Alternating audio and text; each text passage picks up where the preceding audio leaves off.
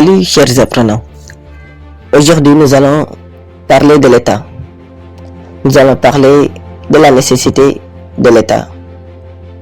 Si certains pensent que l'État est nécessaire, pour d'autres, l'État est quelque chose qu'on doit tout simplement supprimer. Il y a des gens qui pensent que les citoyens ne peuvent et ne sauraient vivre sans État, et il y en a d'autres qui estiment que la vie serait beaucoup plus mieux, serait beaucoup plus belle, serait beaucoup plus sécuritaire et libre sans la présence de l'État. Certains pensent que l'État est inutile, un problème pour l'individu, un ennemi du citoyen. Et nous allons voir pourquoi. D'autres estiment que l'État est quelque chose d'indispensable pour le bonheur, pour la réalisation de la liberté du citoyen. Sur quels arguments se fondent ceux qui estiment que l'État est nécessaire? D'abord, il faut dire, la suppression de l'État entraîne presque systématiquement celle de la société, qui devient un simple groupe d'individus nécessiteux et qui peut donner suite à la mise en place d'un autre État injuste et illégitime moralement. Une société sans État est remplacée par l'anarchie, un monde de non-règles qui reviendrait à remettre en place la situation des premiers hommes, celle de la loi du plus fort. Le mot même de société renvoie toujours, directement ou indirectement, à celui d'État. On ne peut pas parler de société sans État, ni d'État sans société. Au même titre qu'on ne saurait imaginer un État sans société à gouverner, il est impossible de concevoir une société sans une autorité étatique qui la gouverne. L'État est le garant de l'unité nationale et de l'intégrité du territoire.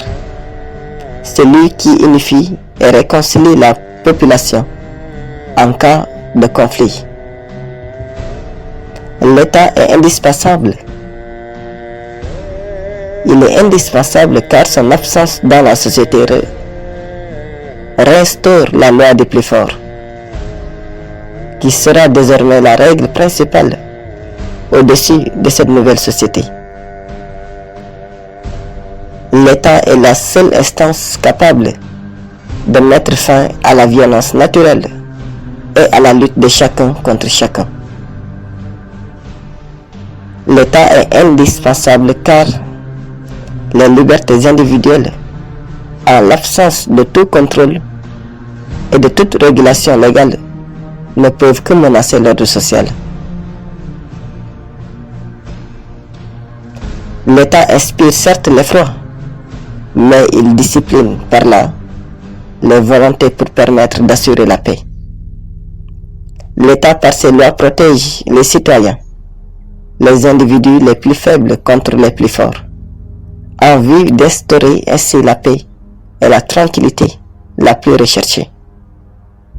L'État institue une organisation de vie collective et garantit la sécurité des individus. Il a pour but d'atténuer les conflits et non pas de les réactiver. Maintenant, quand est-ce que l'État devient l'ennemi du peuple? Quand est-ce que l'État devient l'ennemi du citoyen? Quels sont les arguments dans une dissertation qu'on doit avancer, qu'on doit utiliser pour justifier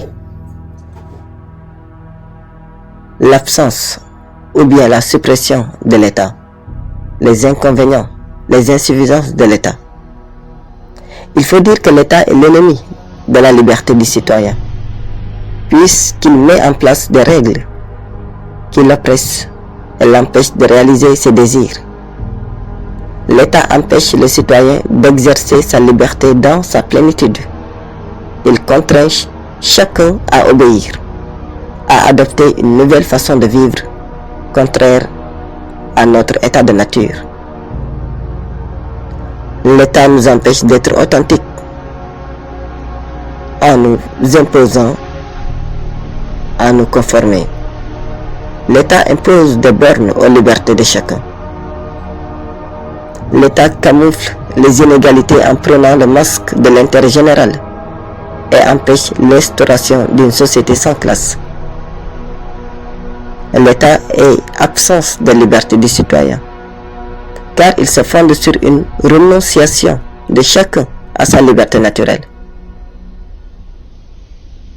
L'État restreint les libertés et veille à ce que personne ne fasse rien de plus que ce qu'il est en droit de faire. L'État apparaît comme la négation de la liberté de l'individu. Il exerce une oppression plus ou moins forte sur lui en réglementant sa vie sociale par des lois. L'État est facteur d'oppression car il oppose l'obéissance des citoyens.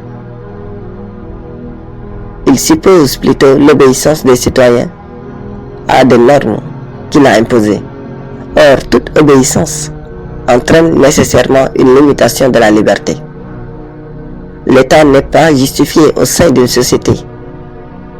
C'est à cause de lui que l'homme est enchaîné, malheureux, emprisonné injustement.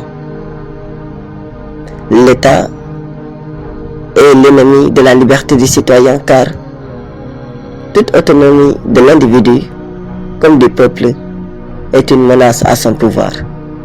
Voilà les arguments qu'il faut utiliser contre la présence de l'État en société. Merci, je vous remercie et bonne concentration.